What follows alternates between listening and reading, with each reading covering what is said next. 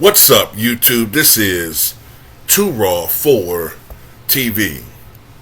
Alright, so actor Isiah Washington announced that he is calling it quits when it comes to his acting career and is headed to early retirement. I'll put a link to this article in the pinned comment in the comment section below. The former Grey's Anatomy star took to Twitter to make the announcement, blaming, quote, haters and provocateurs and the useful idiots that have won. He said, quote, "Those who have been following and witnessing my journey here on Twitter since 2011 all know that I have fought the good fight, but it seems that the haters, provocateurs, and the useful idiots have won." He went on to say, quote, "I'm no longer interested in the back and forth regarding a, quote, color construct that keeps us human beings divided, nor am I interested in politics or anything vitriolic." And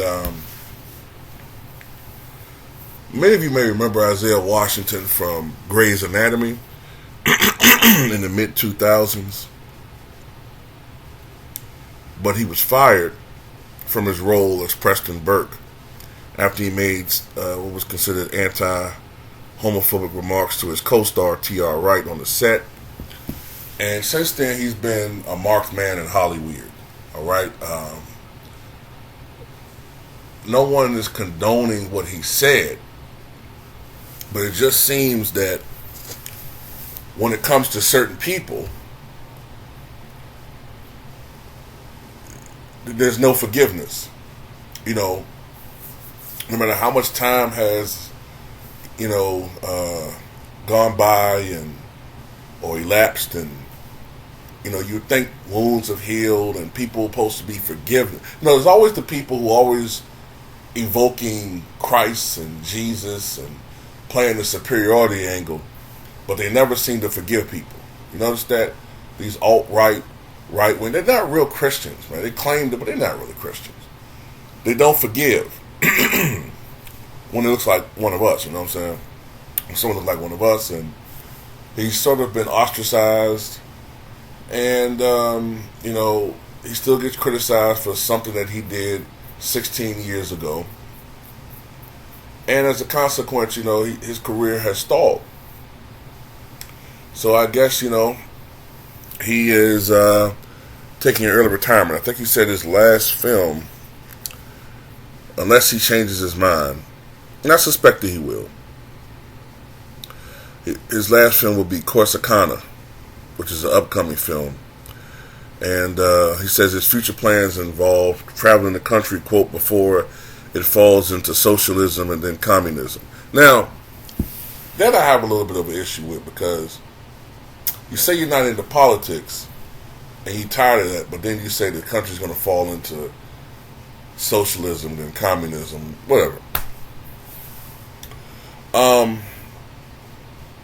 Look, he's not wrong. Michael Vick, people still talk about the dogfight. This guy went to prison, served his time, has apologized profusely, and people still bring that up. Alec Baldwin has beaten up photographers. Didn't he threaten his wife on a voicemail or something years ago? Been a general idiot, and now either, I guess inadvertently, murdered somebody on the set and critically injured another person and had to go to the hospital. And, his career is going to go on pretty much unabated by HOLLYWE1RD as far as any type of damage. There definitely does seem to be a different standard here. It definitely does seem to be a different standard when it comes to certain people, and it's just not right. I can think of numerous instances where actors have done things or people have done things, and it's not even common knowledge because their dirt never gets put out there. We've had a former first lady who killed somebody with an automobile when they were 16 years old.